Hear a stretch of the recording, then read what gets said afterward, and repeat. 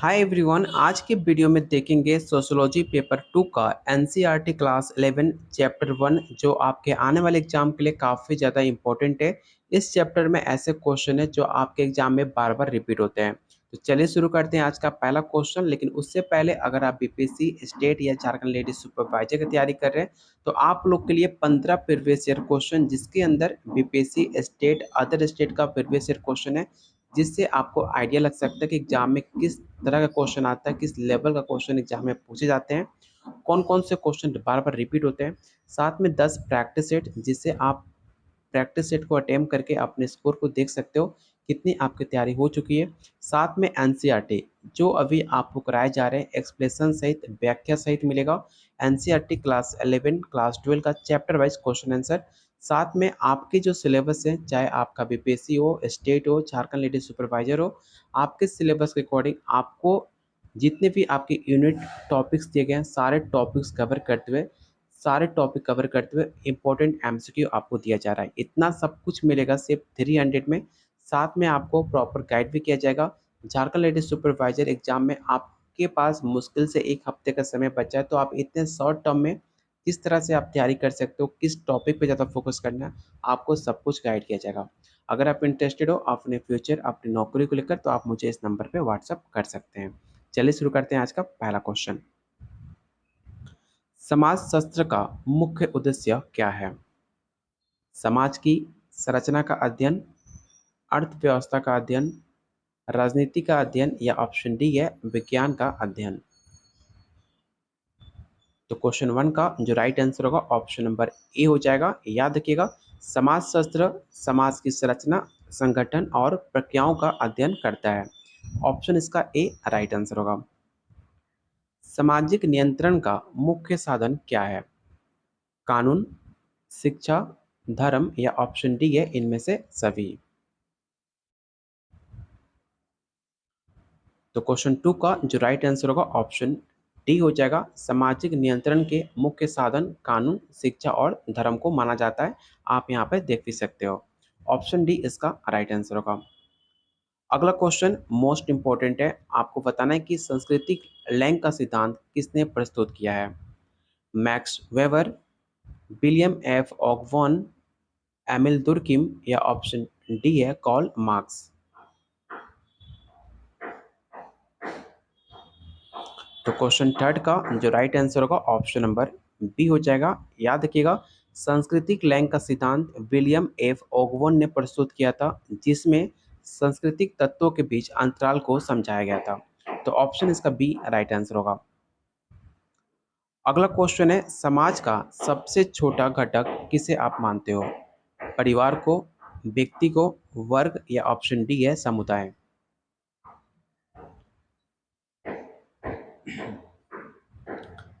तो इसका right answer होगा ऑप्शन नंबर बी व्यक्ति।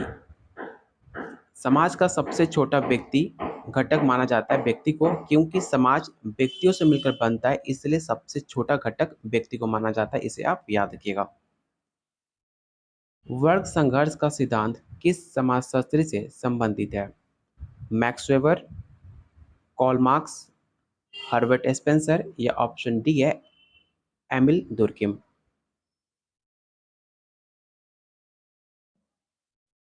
तो क्वेश्चन 5 का जो राइट आंसर होगा ऑप्शन बी हो जाएगा कार्ल मार्क्स। याद रखिएगा कि वर्ग संघर्ष का सिद्धांत कार्ल मार्क्स का दिया हुआ है, जिसमें समाज को 2 मुख्य भागों में बांटा गया, पूंजीपाती और मजदूर। इसे भी आप नोट डाउन जरूर कर लेना। समाज का सबसे सरल रूप कौन सा है? जनजाति, परिवार, समुदाय या ऑप्शन डी है बस्ती। क्वेश्चन देखने में काफ़ी आसान है, लेकिन यकीन करिएगा ये क्वेश्चन हर एग्जाम में बार बार रिपीट होते रहता है। तो क्वेश्चन 6 का जो राइट आंसर होगा ऑप्शन ए हो जाएगा। जनजाति समाज का सबसे सरल रूप माना जाता है। ऑप्शन इसका ए राइट आंसर होगा, जिसमें एक समूह के लोग सांस्कृतिक और सामाजिक रूप से एकजुट होते हैं। इसे भी आप याद रखिएगा। क्वेश्चन नंबर 7 है, रूढ़िवादिता का अर्थ क्या होता है? परिवर्तन का विरोध, परंपरा का पालन, समाज का नवीनीकरण या ऑप्शन डी है आधुनिकता का समर्थन।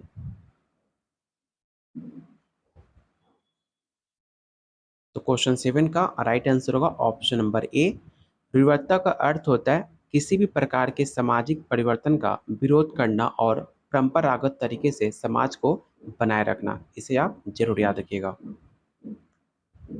समाज शास्त्र का अध्ययन किस प्रकार होता है? विश्लेषणात्मक, वर्णनात्मक या मात्रात्मक, या ऑप्शन डी या उपरोक्त में से सभी।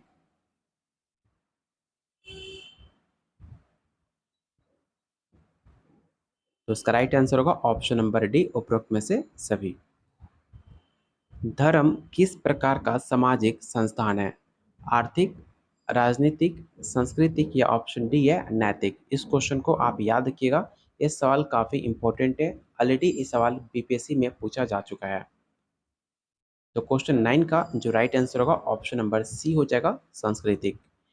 याद रखिएगा कि धर्म जो होता है एक सांस्कृतिक सामाजिक संस्थान माना जाता है जो कि समाज के नैतिक और आध्यात्मिक मानदंडों को निर्धारित करता है।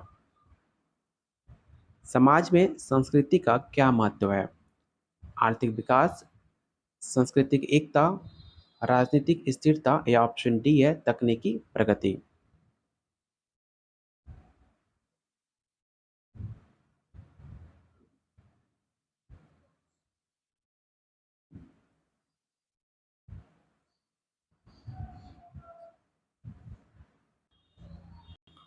तो इसका राइट आंसर होगा क्वेश्चन नंबर 10 का ऑप्शन बी, सांस्कृतिक एकता। समाज में संस्कृति का महत्व सांस्कृतिक एकता को बनाए रखना और समाज के लोगों को एक सजा पहचान देना है।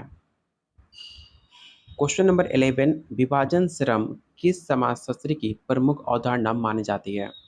मैक्स वेबर की, कॉल मार्क्स, एमिल दुर्किम, या ऑप्शन डी ये अगस्त कॉम्टे। तो क्वेश्चन 11 का राइट आंसर होगा ऑप्शन नंबर सी। विभाजन श्रम की अवधारणा एमिल दुर्किम की है जिसमें समाज में कार्यों के वितरण को समझाया गया है। क्वेश्चन नंबर 12 है, प्राथमिक समूह का उदाहरण क्या है? तो काफ़ी आसान क्वेश्चन है, मैंने कई बार बताया प्राइमरी सेकेंडरी ग्रुप के बारे में, टेरिटरी के बारे में, जो एक ग्रुप का हिस्सा माना जाता है। चलिए इसका ऑप्शन को देख लेते हैं। जाति, राजनीतिक दल, परिवार, या ऑप्शन डी है व्यापार संघ। तो याद रखिएगा, प्राइमरी में जब भी पूछे प्राथमिक समूह के बारे में, जब भी पूछे तो परिवार आपका प्राथमिक समूह होगा। तो जो कि राइट आंसर होगा ऑप्शन नंबर सी। जैसे कि प्राथमिक समूह वो समूह माना जाता है जिसमें गहरे और व्यक्तिगत संबंध होते हैं, जैसे कि परिवार, माता पिता, भाई बहन, ये सब आपके गहरे और व्यक्तिगत संबंध होते हैं, उसको हम प्राइमरी में कंसिडर करते हैं। इसे आप याद रखिएगा। औद्योगिक समाज की विशेषता क्या है? कुटीर उद्योग, शहरीकरण, कृषि, या ऑप्शन डी है आत्मनिर्भरता। तो क्वेश्चन 13 का जो राइट आंसर होगा ऑप्शन बी हो जाएगा, शहरीकरण। इसे आप याद रखिएगा कि औद्योगिक समाज की मुख्य विशेषता शहरीकरण और बड़े पैमाने पर उत्पादन को माना जाता है। समाज शास्त्र में समाजीकरण का अर्थ क्या है? आपके पास चार ऑप्शन है, चारों ऑप्शन को देखिए और बताइए क्वेश्चन 14 का राइट आंसर क्या होगा।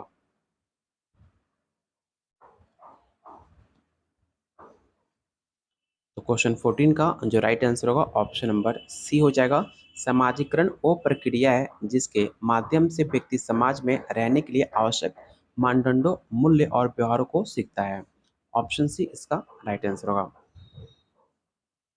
अगला क्वेश्चन है, वर्ग का मुख्य आधार आप किसे मानते हो? जाति, धर्म, आर्थिक स्थिति, या ऑप्शन डी है शिक्षा।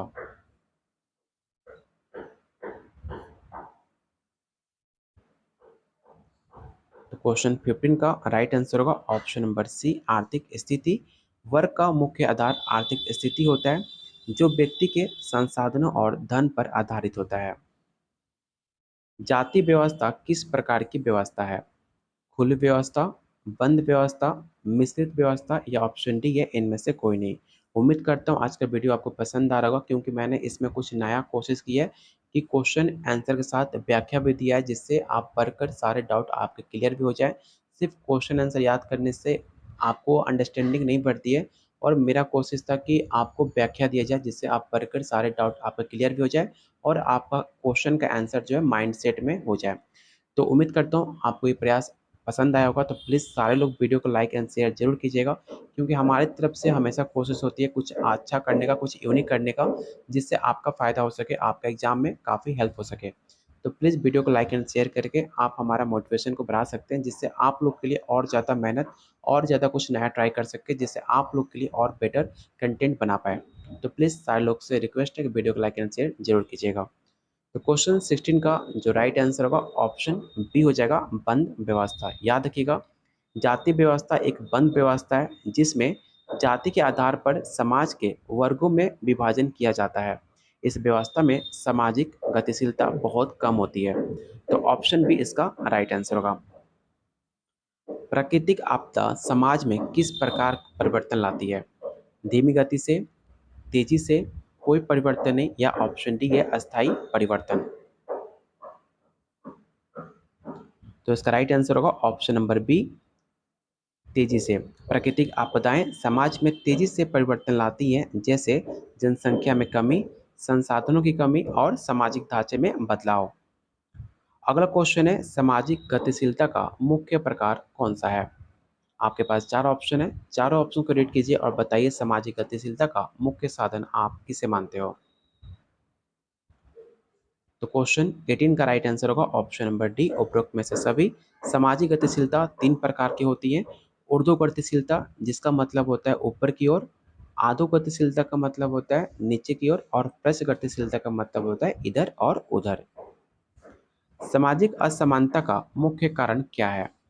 शिक्षा का अभाव, जाति व्यवस्था, आर्थिक असमानता, या ऑप्शन डी या उपरोक्त में से सभी। तो क्वेश्चन 19 का जो राइट आंसर होगा ऑप्शन डी हो जाएगा, उपरोक्त में से सभी। सामाजिक असमानता का मुख्य कारण शिक्षा का अभाव, जाति व्यवस्था और आर्थिक असमानता को माना जाता है। अगला क्वेश्चन है, प्राथमिक समूह की विशेषता क्या है? पहला ऑप्शन है औपचारिक संबंध, ऑप्शन बी या अनौपचारिक संबंध, ठोस संगठन, या कार्य आधारित संबंध। तो याद रखिएगा, क्वेश्चन 20 का जो राइट आंसर होगा ऑप्शन नंबर बी हो जाएगा, अनौपचारिक संबंध, इनफॉर्मल रिलेशन। ठीक है, इनफॉर्मल रिलेशन होता क्या है? तो प्राथमिक समूह की विशेषता अनौपचारिक और व्यक्तिगत संबंधों की प्रबलता मानी जाती है, जैसे कि परिवार और मित्रता। समाजीकरण की प्रक्रिया किसके द्वारा स्टार्ट होती है? विद्यालय से, परिवार से, समुदाय से, या ऑप्शन डी है धर्म से।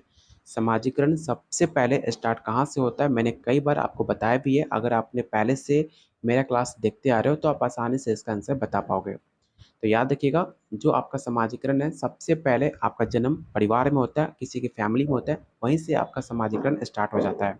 तो ऑप्शन इसका बी राइट आंसर होगा। जैसे कि समाजीकरण की प्रक्रिया परिवार से स्टार्ट होती है, जहां बच्चे सबसे पहले सामाजिक मानदंड और मूल्य सीखते हैं। संस्कृति का प्रमुख घटक कौन सा है? भौतिक वस्त्र, विचारधारा, राजनीतिक व्यवस्था, या ऑप्शन डी है आर्थिक व्यवस्था। तो क्वेश्चन नंबर 22 का राइट आंसर होगा ऑप्शन नंबर बी, विचारधारा। संस्कृति का प्रमुख घटक विचारधारा है, जो किसी समाज के लोगों के जीवन के दृष्टिकोण, मान्यताओं और मूल्य को दर्शाती है। इसे आप जरूर याद रखिएगा। अगला क्वेश्चन है, समाज में श्रम विभाजन का मुख्य लाभ क्या है? कार्यकुशलता में वृद्धि, सामाजिक विभाजन, आर्थिक असमानता, या ऑप्शन डी है सामूहिक संगठन।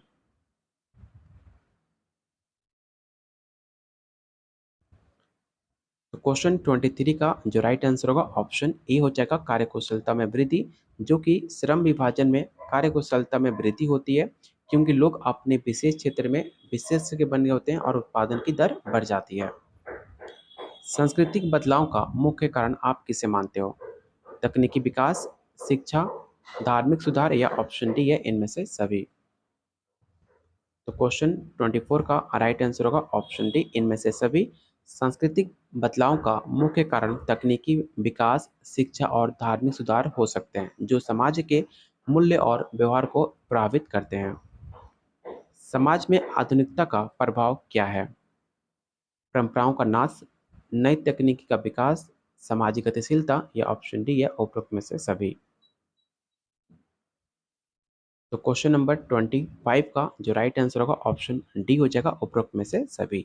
याद रखिएगा, अगर आपने अभी तक टेलीग्राम ग्रुप को ज्वाइन नहीं किया है तो टेलीग्राम ग्रुप को आप जरूर ज्वाइन करना, क्योंकि बहुत जल्द आपका बीपीएससी 4.0 एंड स्टेट 2024 का नोटिफिकेशन बहुत जल्द आने वाला है, जिसको लेकर सारे अपडेट आपको इस टेलीग्राम ग्रुप में अपडेट किए जाते हैं। कोई भी स्टेट में किसी भी सोशोलॉजी से वैकेंसी आती है, सारे अपडेट आपको इस टेलीग्राम ग्रुप में मिल जाएंगे। साथ में कोई भी पीडीएफ हुआ, कोई भी आप डिमांड करते हो पीडीएफ को, तो उसको अपलोड भी किया जाता है। साथ में कोई भी क्लास का नोटिफिकेशन हुआ, कोई भी आपको डाउट होता है, आप मुझसे यहाँ पे पूछ भी सकते हो। बहुत सारे बच्चे इस ग्रुप से जुड़े हुए हैं, जिससे आपको बहुत सारी हेल्प हो सकती है, जिसका लिंक मैंने डिस्क्रिप्शन बॉक्स और कमेंट बॉक्स में पिन कर रखा है, तो आप जाकर वहाँ से ज्वाइन कर सकते हो। क्वेश्चन नंबर 26 है, प्रजातांत्रिक समाज की मुख्य विशेषता क्या है? समानता, स्वतंत्रता, सहभागिता या ऑप्शन डी है उपरोक्त में से सभी।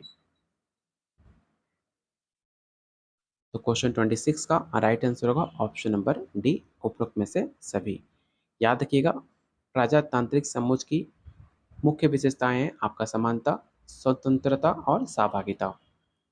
सामाजिक संघर्ष का मुख्य कारण क्या है? आर्थिक असमानता, सांस्कृतिक विभाजन, राजनीतिक संघर्ष या ऑप्शन डी है उपरोक्त में से सभी। तो इसका राइट आंसर होगा ऑप्शन नंबर डी, उपरोक्त में से सभी। वैश्वीकरण का समाज पर क्या प्रभाव पड़ता है?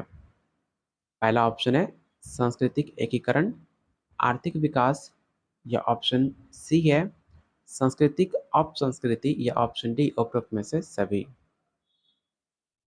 तो क्वेश्चन 28 का जो राइट आंसर होगा ऑप्शन नंबर डी हो जाएगा, इसे भी आप याद रखिएगा। क्वेश्चन नंबर 29, समाज की परिभाषा किसने दी थी? ये भी सवाल कई बार आपके एग्जाम में रिपीट हुआ है। इस क्वेश्चन को याद रखिएगा कि समाज की परिभाषा किसने दी है। मैक्स वेबर ने, एमिल दुर्कीम ने, अगस्त कॉम्टे या ऑप्शन डी है हर्बर्ट स्पेंसर। तो क्वेश्चन 29 का जो राइट आंसर होगा ऑप्शन सी होगा, अगस्त कॉम्टे। समाज की परिभाषा और समाजशास्त्र के पिता अगस्त कॉम्टे को माना जाता है, जो कि आपको याद होना चाहिए। ये सवाल दोनों एग्जाम में पूछे जा सकते हैं। और आज का लास्ट क्वेश्चन रहेगा, आपको बताना है कि समाजशास्त्र में नैतिकता का अध्ययन किसके अंतर्गत आता है? धर्मशास्त्र, सांस्कृतिक समाजशास्त्र, नैतिक समाजशास्त्र या ऑप्शन डी है राजनीतिक समाजशास्त्र। क्वेश्चन नंबर 30 आंसर बताने से पहले आप लोगों से रिक्वेस्ट है कि अभी तक आपने वीडियो को लाइक नहीं किया तो प्लीज़ वीडियो को लाइक एंड शेयर जरूर कीजिएगा, क्योंकि आपका एक लाइक इस क्वेश्चन को बनाने में हमें काफ़ी ज़्यादा एफर्ट लगती है, काफ़ी टाइम लगता है क्वेश्चन को टाइप करने में, क्वेश्चन को फाइंड करने में, तो हमें काफ़ी एफर्ट लगती है। तो प्लीज़ इस एफर्ट के लिए आप सब कोई वीडियो को लाइक एंड शेयर करके जाइएगा, जिससे हमें काफ़ी मोटिवेशन मिलेगा आप लोग के लिए और बेहतरीन क्वेश्चन डेली लाने का। तो क्वेश्चन 30 का जो राइट आंसर होगा ऑप्शन बी हो जाएगा, सांस्कृतिक समाजशास्त्र।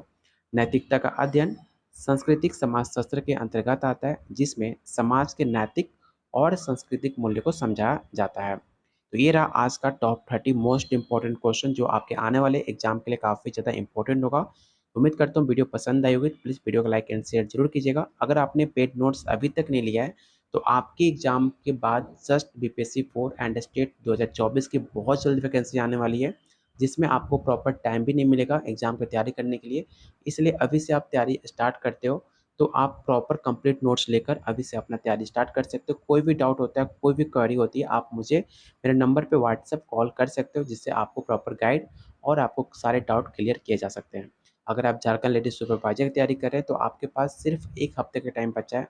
अगर अभी तक आपने कुछ भी कंप्लीट नहीं किया, तो आपको मुझे से नोट्स लेकर आपको गाइड किया जाएगा, शॉर्ट टर्म में इतने कम टाइम में किस टॉपिक पे ज़्यादा फोकस करोगे, कौन सा क्वेश्चन प्रैक्टिस करोगे, जिससे आप फर्स्ट अटेम्प्ट में पेपर क्लियर कर पाओ या एग्जाम में बैठकर आपको ज़्यादा दिक्कत ना हो, आप क्वेश्चन को अटेम्प्ट कर पाओ।